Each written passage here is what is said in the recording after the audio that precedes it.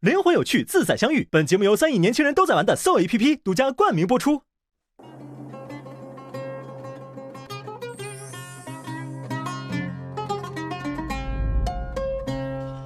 怎么做？我可能得坐稍微靠外一点的，这样我腿好放。你就坐那儿呗，然后我坐这儿刚好。OK。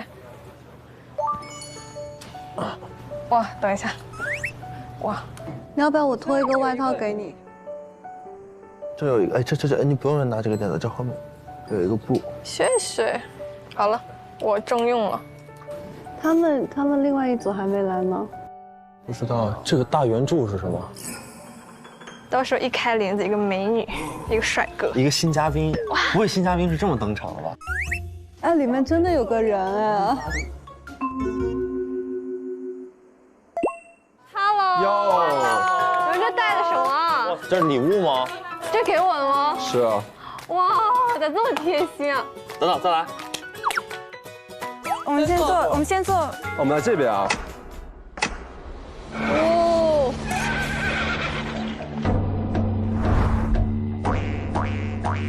哇。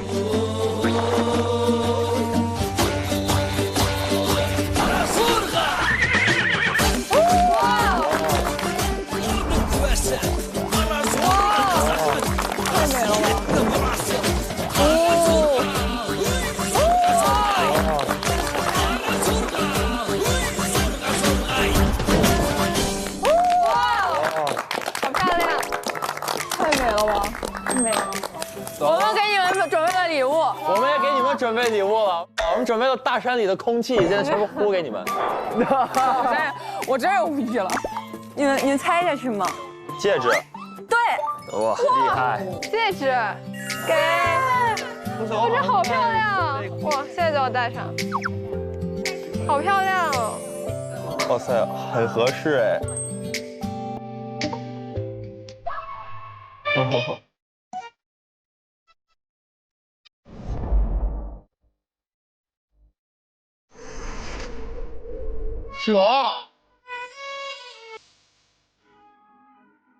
真的吗？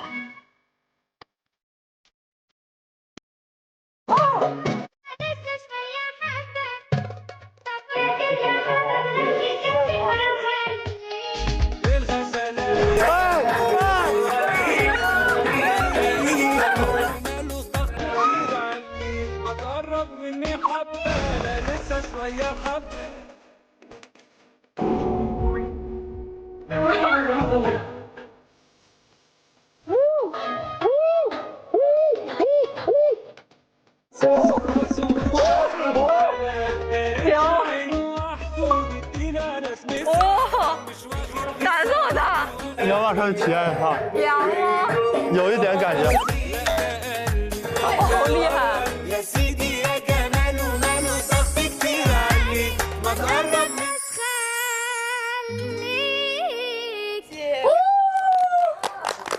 美。是有谁想要摸一下蛇？我想。哇塞！你也请问，你也请问。我不了。哦，这。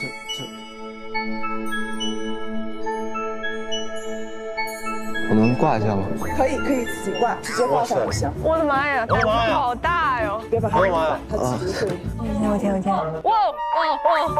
你可让它一定在你身上待着，你不让它掉下来了。头在头在这儿。他说头在哪儿？还有谁想摸一下？我这里。你们都不怕吗？很可爱啊，很可爱。我要窒息了。我摸一下，软的，它很软。对，很可爱啊。哎，好 Q 啊！这个看好可爱。哎，好萌啊！可爱。谢谢，养的真好，很可爱。所以你们今天玩的怎么样？好玩吗？你们都去哪儿了？我们就特别想知道。哎呀，一个很神秘的地方，而且绝对是你们单独来体验不到的。我们那也是你们单独来体验，我们包场了。我们包了几十座大山。你们是在山上干什么了？秘密保密。哦。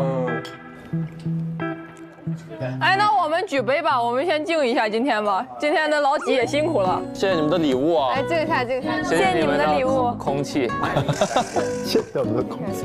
小轩，来，哦，这么搞吗？小新，白药，七月，来四姐妹，来四姐妹，来四帅，来，哦，咱们4个再碰一次吧，咱们是大拇指，大拇指，来，往我这边凑一点吧，他们咋那么多活儿啊？他们现在好有活力啊！哎，往我这边凑一点吧，我这边不好凑。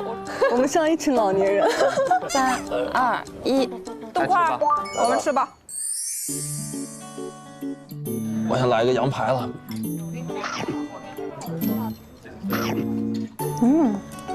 这。哇！我来敲吧。小心，直接吗？切吧。你试试看吧。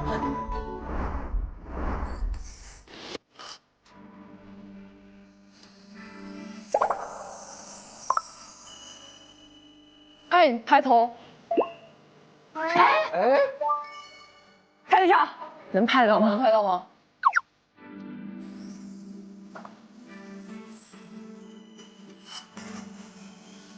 这样能拍到吗？我自己看不太到。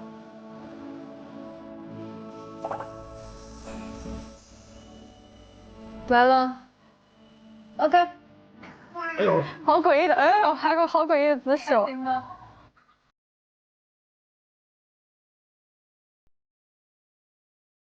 大家好，新疆有句谚语，每个毡房都有说故事的人，每个马鞍上都有歌手。我们用歌舞表达情感，用故事传承前人的智慧。在这里，今天的晚餐需要你们每个人用一个故事做交换。现在，请你们每个人都讲一个故事。故事。我想一想，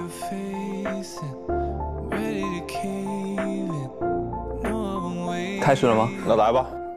那我就分享我的故事吧。其实我的故事还挺简单的了，然后这个故事呢，可能是能反映，我内心深处最害怕的一件事情吧。其实我小时候，也没有长得很高的，然后家里人也会比较担心我长大以后长不高。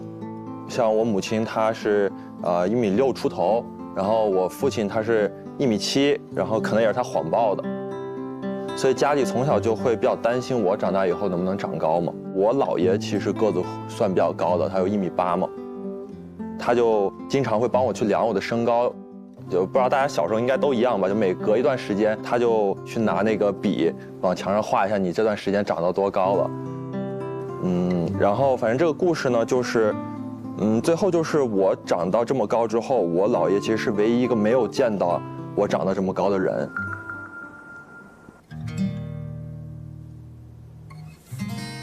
所以，这件事情就是让我的性格呢有一种变化，就是我会有点，我内心深处非常害怕，在我还没有变好或者变优秀之前，我爱的人和爱我的人就已经不在我身边了。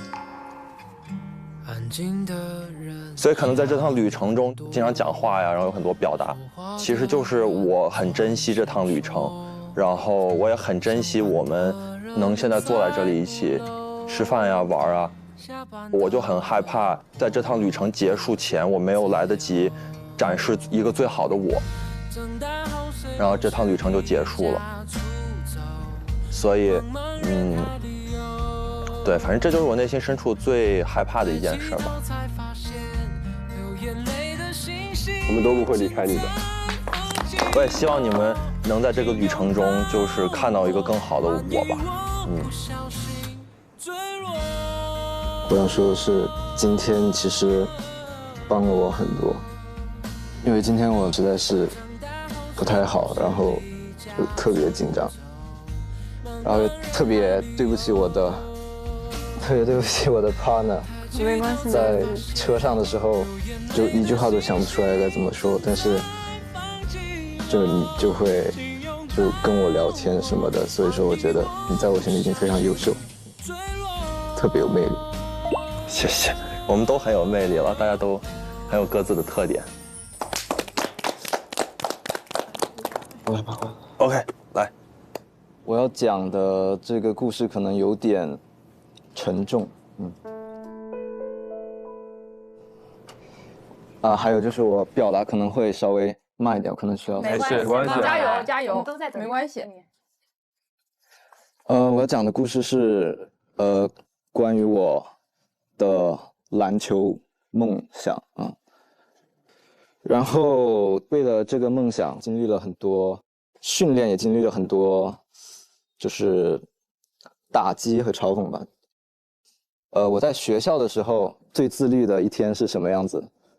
早上可能7点钟上早读，然后我6点钟会起来去操场先跑2公里。中午的项目是深蹲，下午放学之后要么是打球，然后要么是回宿舍练习那个哑铃，然后晚上就是为了长高的那个脚上套一个那个钩子，然后我就倒挂在那个单杠上面。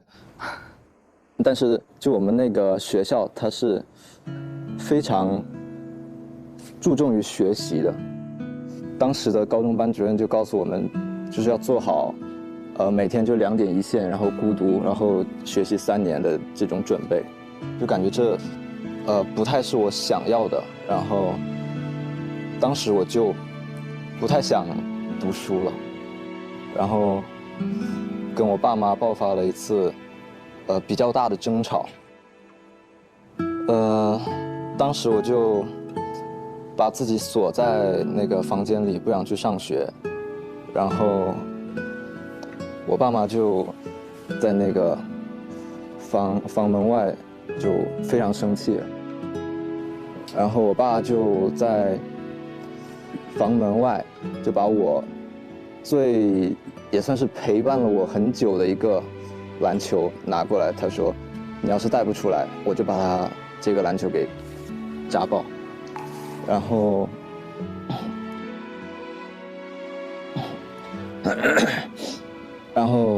这也算是我到现在为止蛮大的一个创伤之类的。其实我也尝试过弥补或者修复这样一个家庭关系。然后我在高3的时候给他们写了一封信，写了有6000多字。我想就念一下我当时的想法。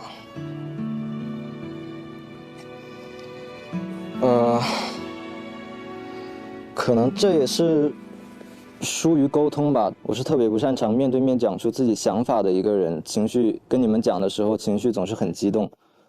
每个人的人生都是不同的，也是属于他自己的。我们无法强制、干涉和改变一个人，只能相互支持，提出一些善意的建议。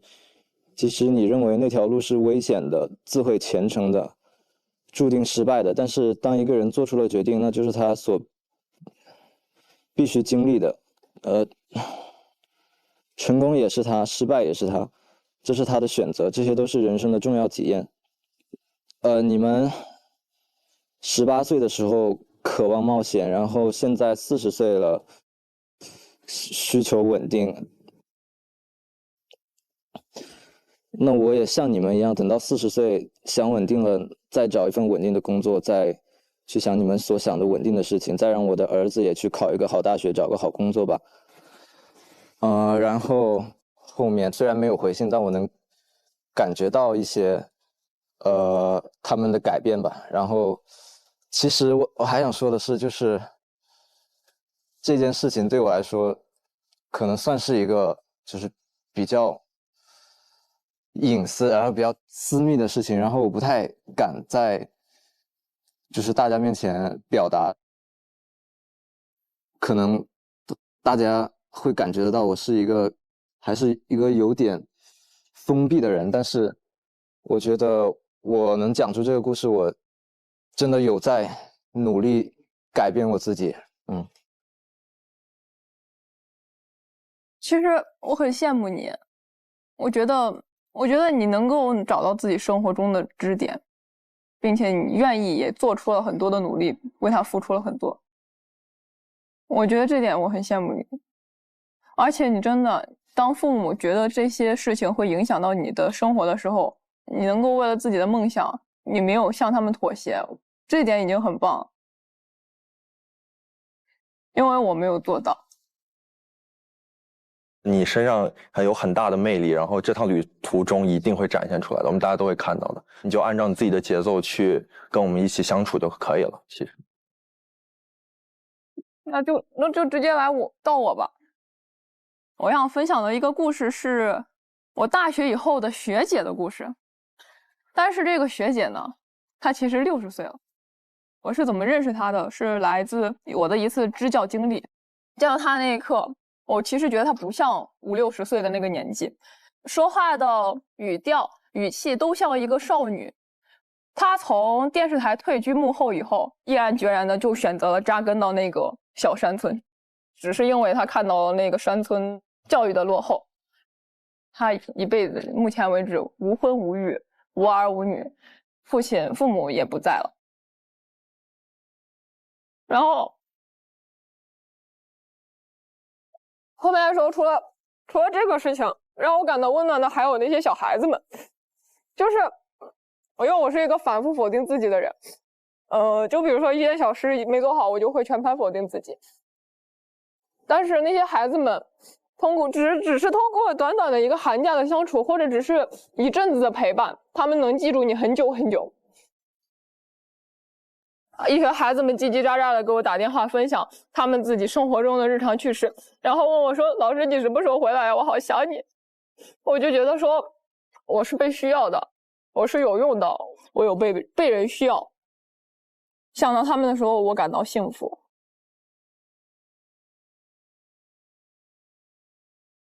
我感觉你能捕捉到这么多美好的瞬间，并且让别人感觉到真的很美好，说明你本身是个很美好的人。那我来，我其实想给大家介绍一个人。其实大家不知道，我们其实有9个嘉宾，就是其实我有个双胞胎弟弟，没发现吗？什么？没发现吗？可以猜一下我的双胞胎弟弟叫什么名字？黑曜。哦，因为我刚来节目的第1天的那个签到表上，我写的 MBTI 其实是2个，一个是 INTJ， 一个是 ENTP， 就是我的行为模式是 INTJ， 但是我内心那个黑曜，然后它是 ENTP。那接下来我就把黑曜召唤出来，让黑曜跟大家聊聊天。要变身。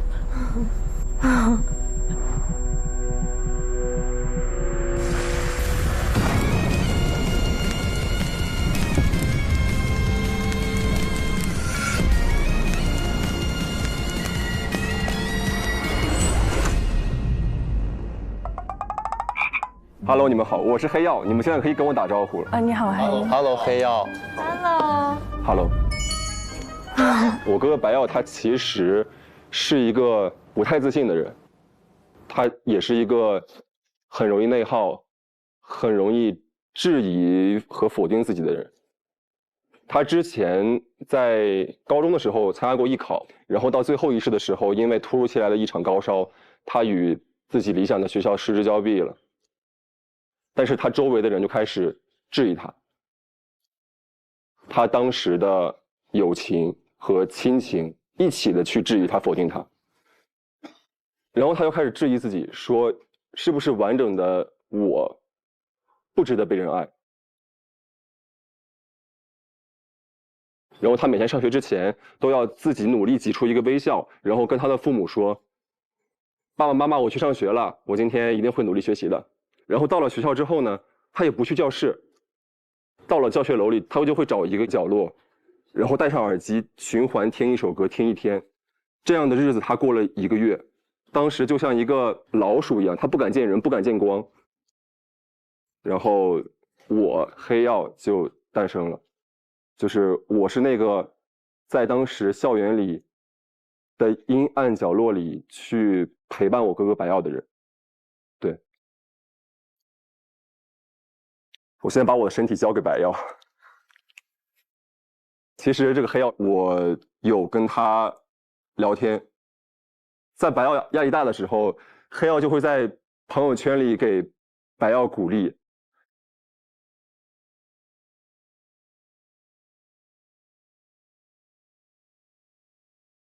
所以今天我其实有给白曜在微信上发了一个消息，对，哎呀，分你一点。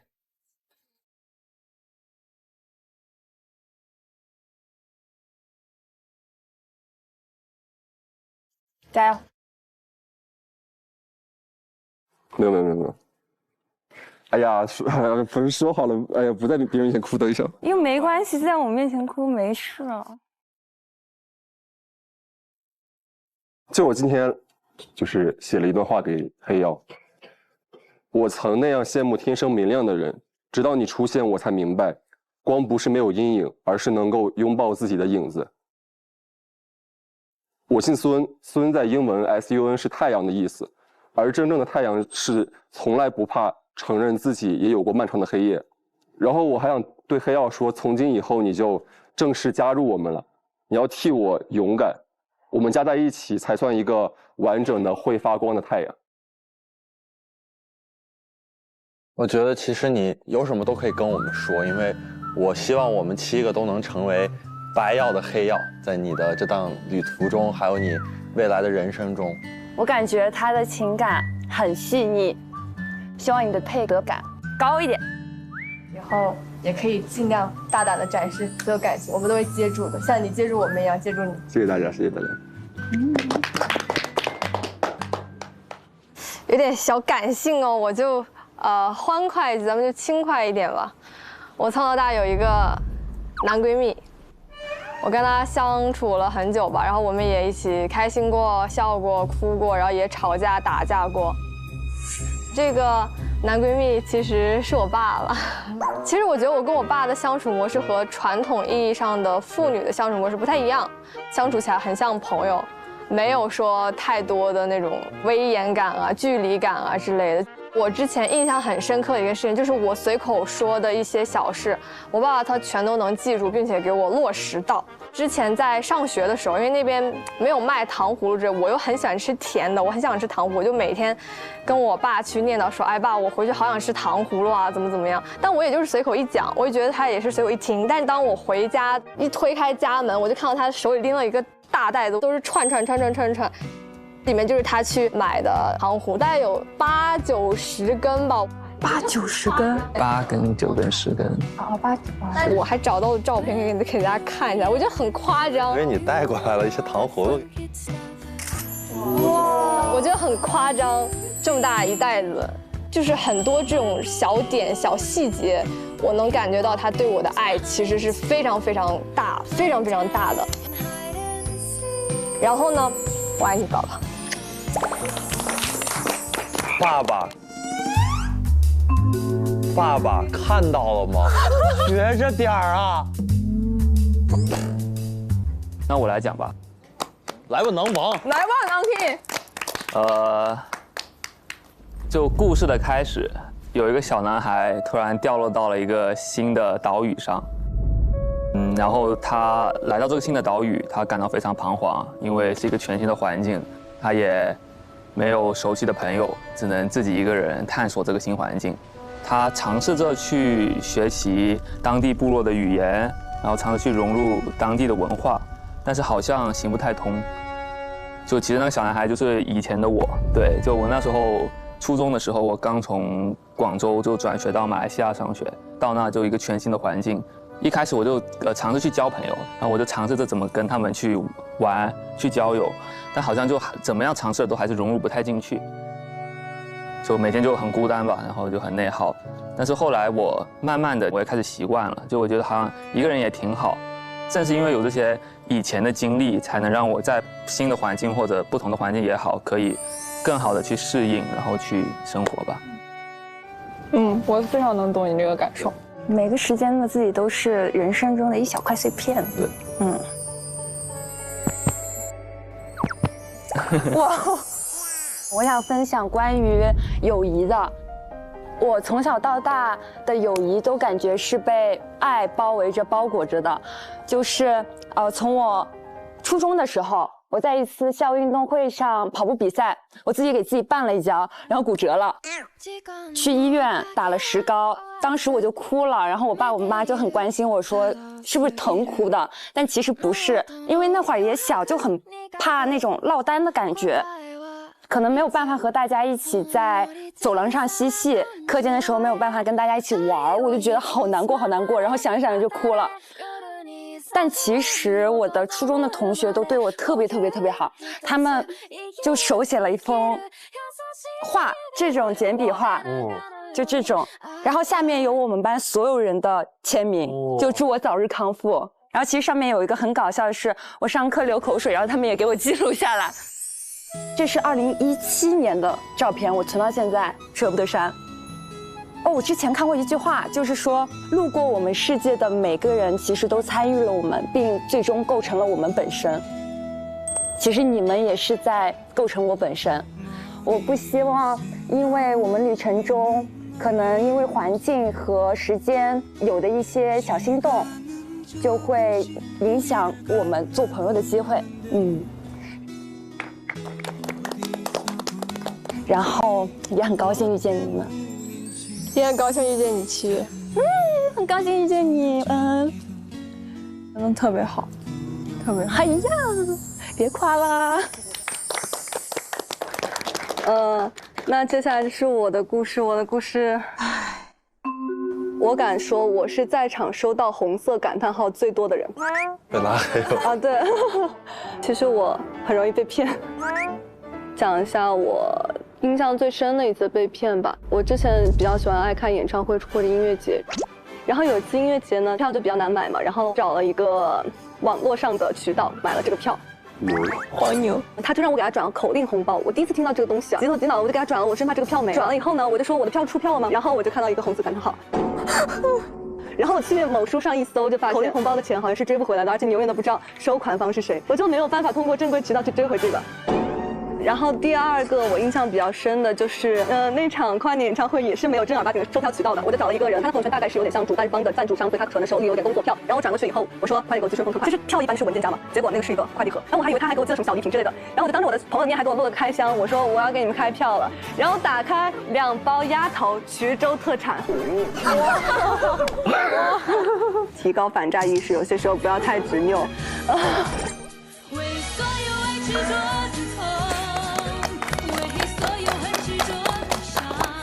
感谢大家精彩的讲述，今天的1001夜故事分享结束了，请大家分头留言。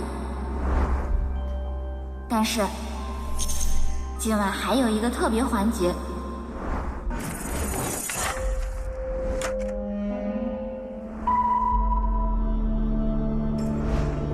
为了感谢你们今晚的故事，留言录制完毕后，你们可以往神灯里放一个心愿，神灯会在旅程结束前实现你们的心愿。我是7月。你今天玩的开心吗？感觉你这个人还蛮神秘的。这里是黑曜，但是我真的会被搞笑的男生吸引到。这些开心到底是因为刚好我们被安排在一起，感觉错过了很重要的一天。就这样，拜拜。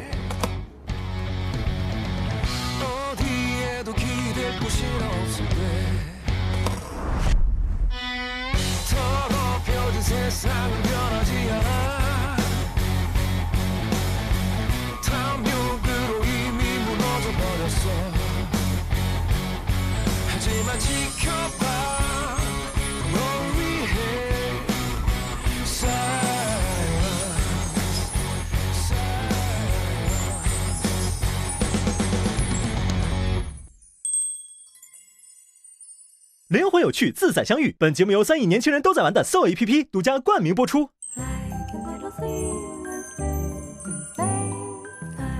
来，你给他盖着。来，你挡着。OK。OK， 加油！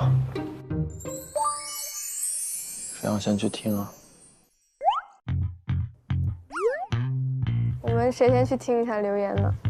那我听吧，我最近。好呀。好吧。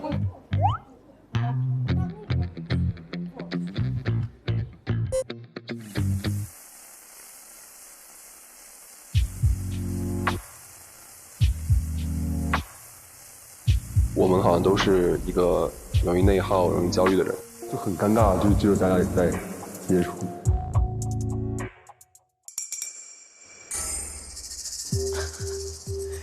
好疑惑的感觉。怎么？你先说呢，你先说回应。我没收到，我没收到。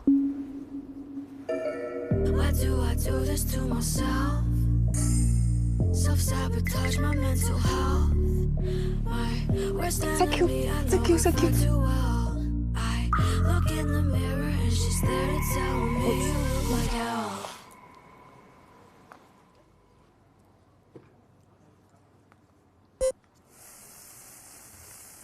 Hello， 七月，我是小新。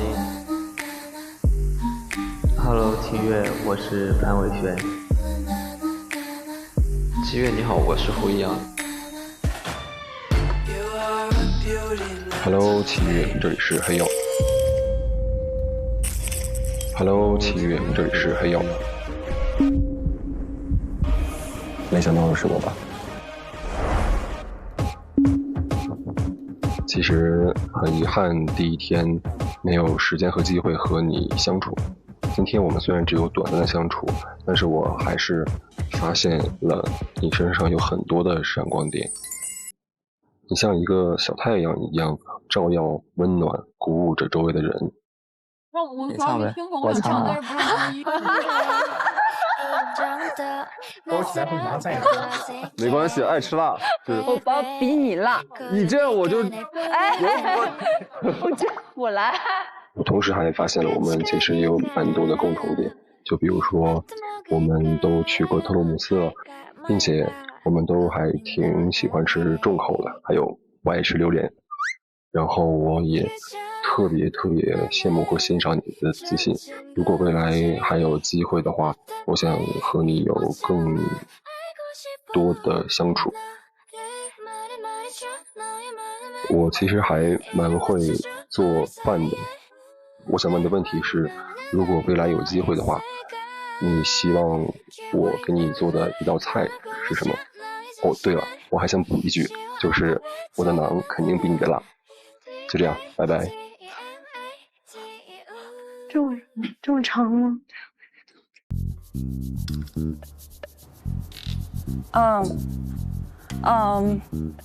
酸菜鱼。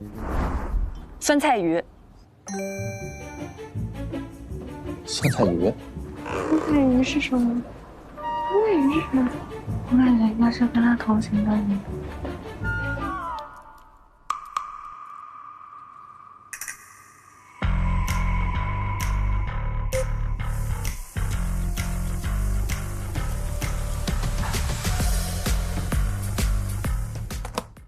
Hello， 七月，我是小轩。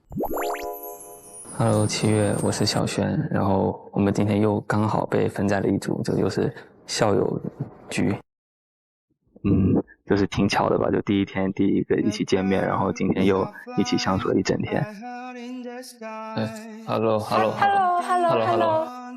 最近我比较喜欢听粤语的汤令山。我知道。对我也是。我的年度。然后今天我也还是比前天其实更开心吧，就感觉可以更了解你，然后也做了更多事情。然后包括我们后面一起做那个织布，虽然可能过程其实有一点点枯燥，但是我觉得就那个作品真的很好，然后我也会好好珍藏。后面发现你戴那个耳环就是真的是很好看的。对，其实就是跟你在一起真的就是相处的时候就真的是很自然很开心的一件事情。怎么弄你头发了？没事。然后就其实有时候我放空自己的时候，就其实可能会在想，是不是因为就是刚好我们那天在一组，然后今天又刚好在一组，是不是刚好因为是对方，所以就会开心呢？还是其实如果有个不同的走向也是会一样？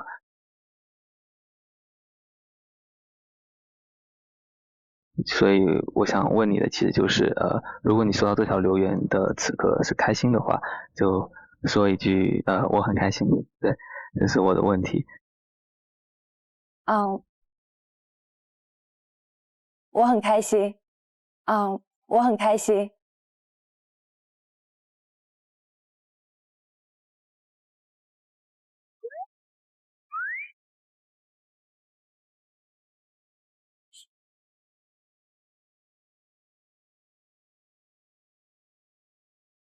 OK。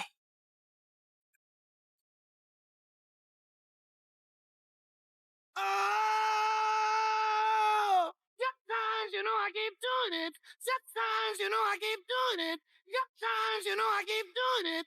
Good times, you know I keep doing it. No means no, I didn't do it.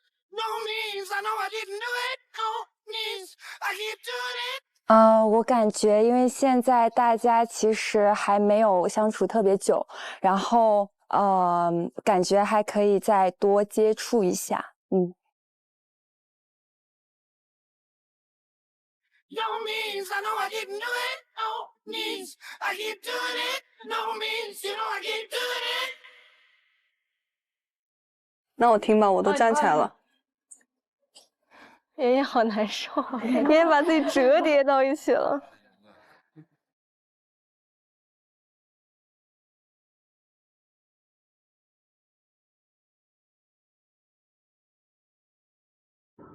这杂音怎么那么长啊？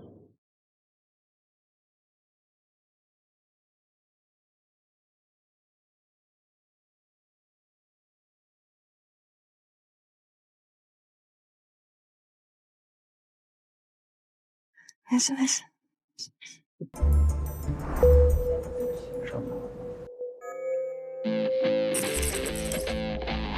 七月你好，我是易阳。七月你好，我是易阳。就像今天故事里讲的，我有一个小缺点。今天早上本来蛮想跟你分到一组，但是因为自己有点封闭和被动，还有点胆怯，最后还是没有鼓起勇气，有点小遗憾，感觉错过了很重要的一天。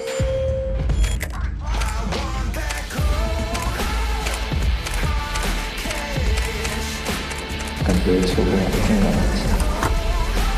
所以我的问题是，想知道和今天一起的男生相处的怎么样，会是你心里比较理想的类型吗？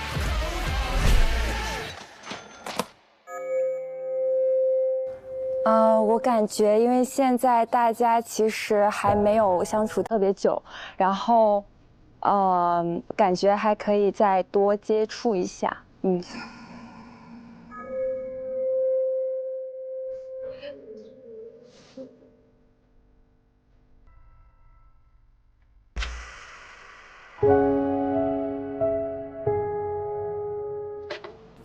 咱们4个去一个吧。才会回几天？才会回几天？对。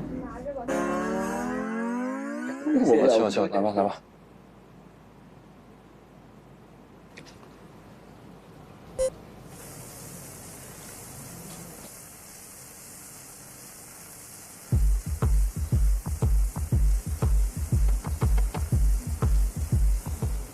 Hello Milk Tea 小新，我是恩恩。第一天其实就有悄悄注意到你，我觉得你性格很好，但除了晚上的派对我们有一些交集外，其实没有更多跟你相处的机会，所以我也不太了解你。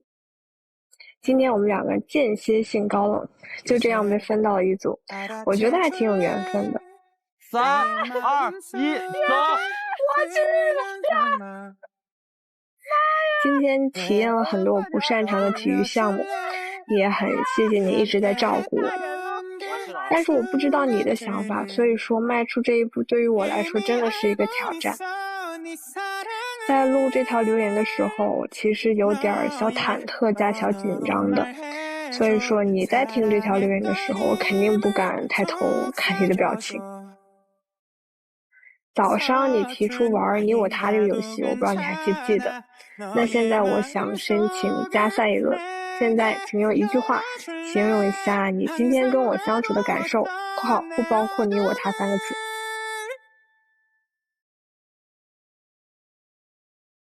OK， 小新今天玩的非常开心。小新今天玩的非常开心。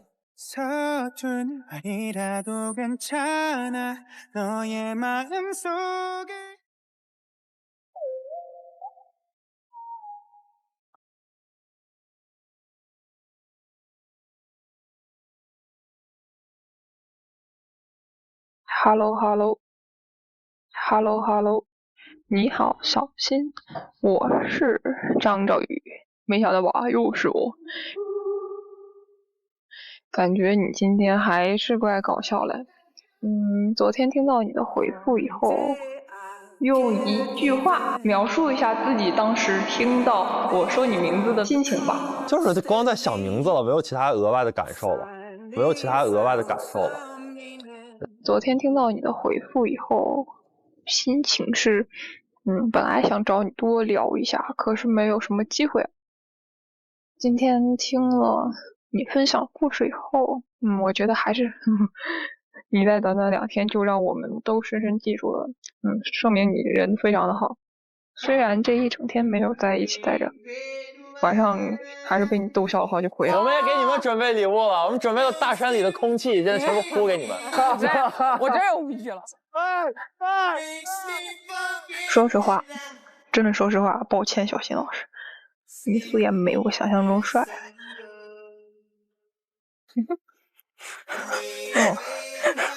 但果然我还是会被搞笑男吸引。接下来就是我留言的问题，因为你老管我叫毛毛，那就是毛毛，来吧。能不要叫小名啊？但是其实这个小名只有家里人才这样叫，是我觉得比较亲密的人才能叫的。要是你想跟我再相处看看的话，就听完录音回来坐下之后找机会跟我说一声。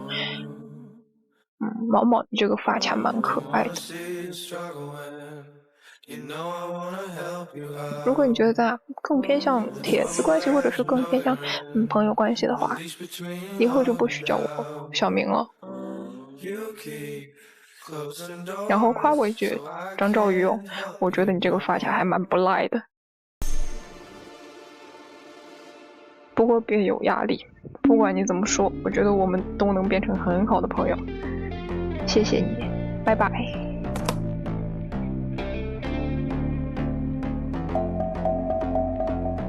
要是你想跟我再相处看看的话，跟我说一声。毛毛，张兆宇，我觉得你今天的发型非常好看。张兆宇，我觉得你今天的发型非常好看。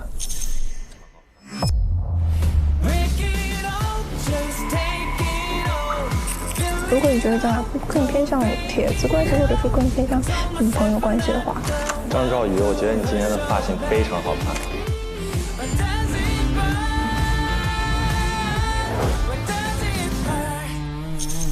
我去吧。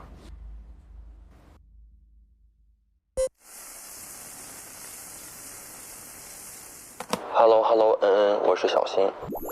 前一天和你的接触不多，但是今天我们玩的真的很开心。睡着了。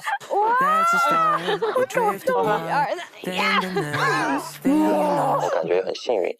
你今天玩的开心吗？对我这个搭档还满意吗？今天在滑冰场的时候，一开始我注意到你有一些紧张，但是最后我们还是一起完成了挑战，感觉你很棒，你很勇敢。我马上就要滑到终点了，坚持一下。所以呢，我想把今天的徽章送给你，作为一份鼓励。不过这个徽章我自己得的也是来之不易，所以要想得到这个徽章，需要和我完成一次石头剪刀布。如果你赢了，我就把这个徽章送给你。现在我出的是布，轮到你出了。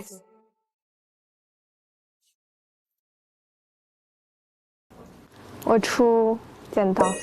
剪刀石头布。现在我出的是布，轮到你出了。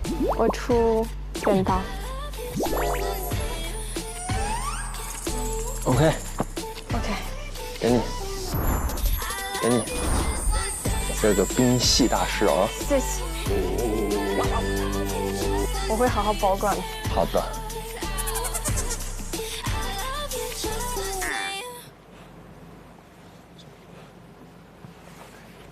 其实我们应该先去那个小湖这么隐秘去了。那小小胡不要这么激动啊！拿住吧，拿住吧。没事没事没事。哇塞，这么帅！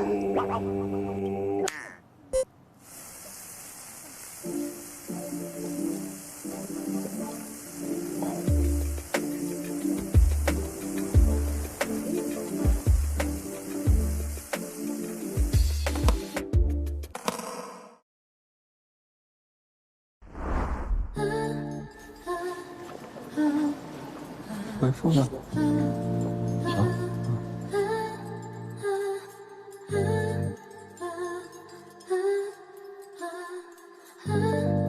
回去。没事。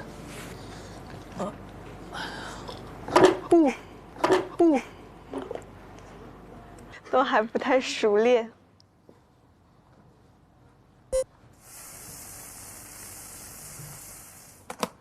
Hello， 小轩，我是妍妍。Hello， 小轩，我是妍妍。其实这2天我跟其他3位男嘉宾都有一些接触。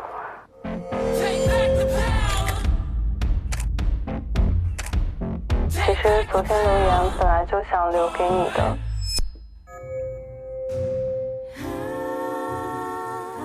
但是确实没有那么多的接触，所以选择了跟你拍最后一张照片。哇！大片视角。我觉得你是一个很神秘的人，但是这2天的相处下来，我发现你是一个很绅士、很会照顾人的人。谢谢。所以今天我很想把留言留给你。想知道你们今天发生了些什么有趣的事情，或者是明天我们可以多多沟通接触一下吗？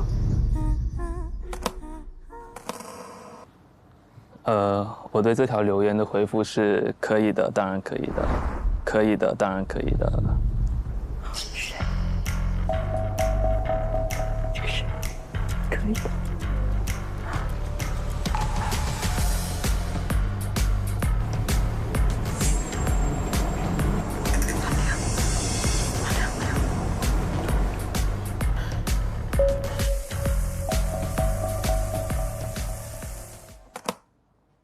小轩你好，我是7月。今天也是很开心的一天，和你一起完成的那些体验也都很有趣。那是牛奶味的。能够感受到你是一个很好的人，你对我对每一个人都很照顾，你好像永远都不会生气。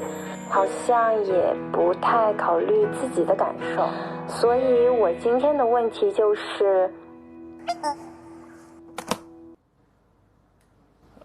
我对这个留言的回复是，我不要，我不要。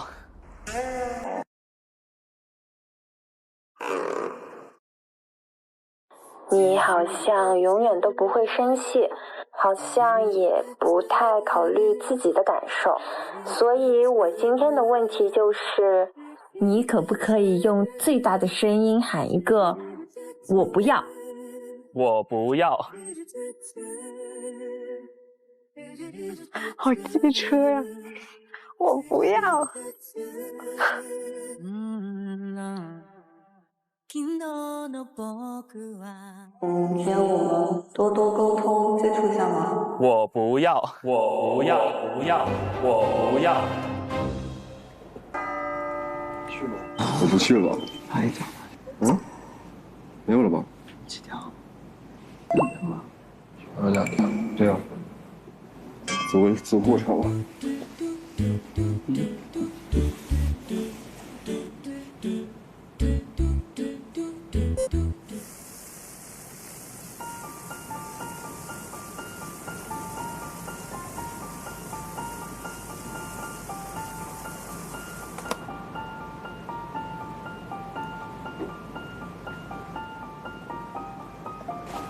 小心小心。走吧。此刻我们先发瞬间。哎，是的，没错。树洞时间到。充满民族风情的乌鲁木齐给你留下了怎样的初印象？相信有趣的灵魂总能解锁不同寻常的风景。现在，请每人选择一段今日最想分享给大家的视频，通过 Soul 发送瞬间，和灵魂挚友共享你的今日瞬间吧。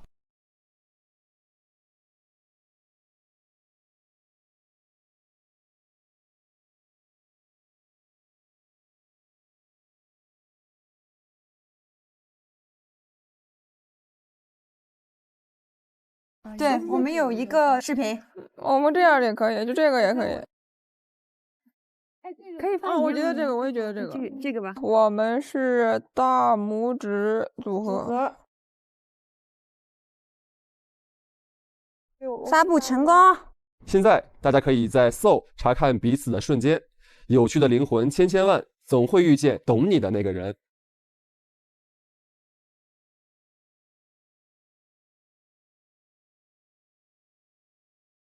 Memorize every color in your eyes. 让我看看。 Quiet universe inside. I get lost in hypnotized. Floating inside. 我们看一下。哇塞，我们明天要干嘛呢？向记忆申请数据恢复。系统提示。 加载中，此版本或已停更，明日请穿好校服等待通知。哇塞，那明天干嘛？哦，没了，什么意思啊？明日请穿好校服等待通知。回到第一天的意思吗？什么意思？看一下。不是吧？是不是有人要来呀？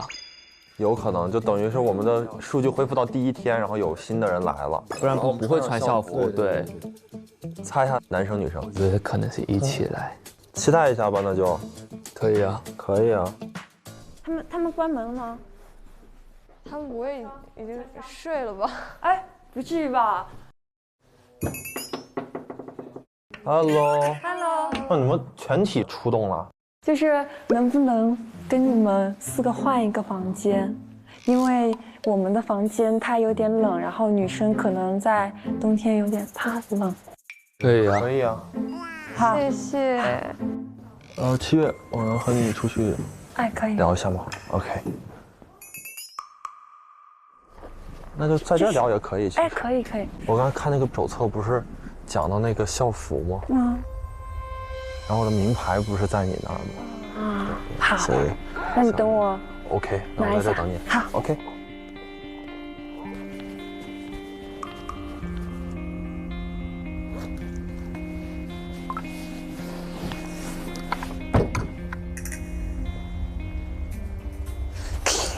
所以玩的怎么样？你和小轩感觉相处的还好吗？好玩吗？感觉还是属于一个，因为还不久嘛，大家接触的状态。对，还是觉得多接触几个人，是挺好的。你觉得呢？今天？我今天反正玩的还挺开心的，我觉得冰壶很好玩，然后我们4个也都玩的很开心。所以你今天感受还不错。我感觉还挺好的，也认识了一下新的同学吧，因为我和那个恩不是第一天也没什么接触嘛，对，所以都还在一个接触的状态中。OK。那我们可以住这个，就我感觉没有想象中的那么冷。那我们找一下7月好不好？7月他俩在私聊。哦，那我们不找他们了。 7月今天晚上给谁留的言？你有忘了他吗？我感觉他应该给小轩留的。我推测了一波。小轩，就是我想想，我当时还是给小新留的。你给小新。对。不过谢谢你的名牌，我们明天又回到这个第一天的感觉，期待一下新嘉宾们。你猜男生女生？我猜1男1女。真的假的？我猜一下来2个吗？反正我现在要不去看一下我的房间，你们想不想换房间吗？不是。对。那你要不要来看一下？如果你们觉得不冷的话，其实是可以换的。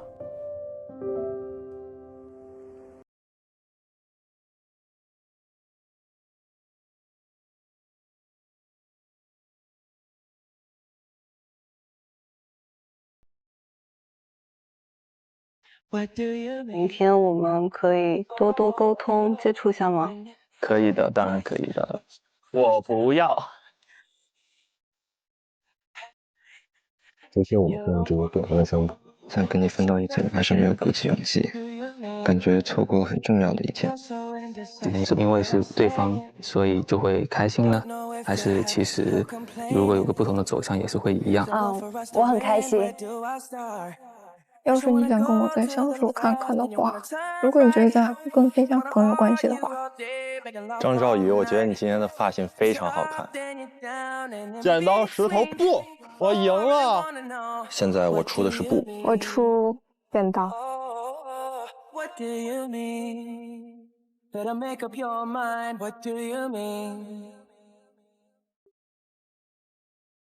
黑板要更新了。哇！重要通知，请同学们一起去上要上学了。那我跟你做。好，来吧。哎，这算了。那我要做最后一，上课喜欢坐第一排。哦，还有一个人的位置，新同学吗？有人来了。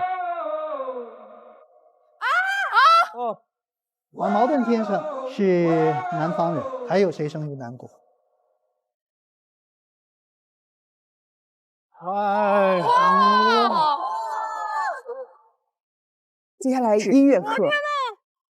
Hello 啊，好好听哦。其实我们还有一位学生，还有一个嘉宾。Hello， 大家好。哇，Hello， 大家好。作为新加入的转校生，你将获得一次私聊机会。Hello。嗨。这一排到我选，我选一个。3号选了。猜一下，一进来的时候印象最深的第一眼。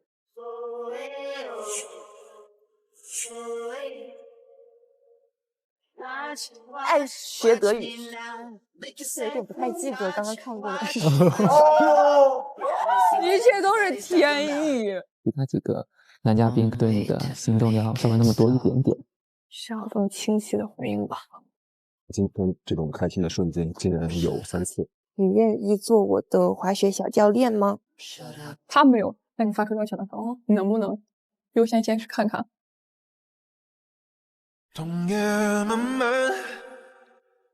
20岁冬季追踪日历来啦！3月24日起 ，SVIP 用户每周2、周3 12点看上下集 ，VIP 用户每周3、周4 12点看上下集，非会员用户4周周3、周4 12点可解锁。周3 12点，怦然学姐碎碎念，怦然学姐陪看上线。周4 12点，砰砰蹦蹦大课件解锁欢乐游戏局。周5 12点，加更冬日研学生更多精彩。周6 12点，青春4件套超全大揭秘。周日公公圆圆看一特辑，不定期惊喜掉落，记得来看喽！更多精彩内容尽在新浪娱乐微博综艺、新浪综艺。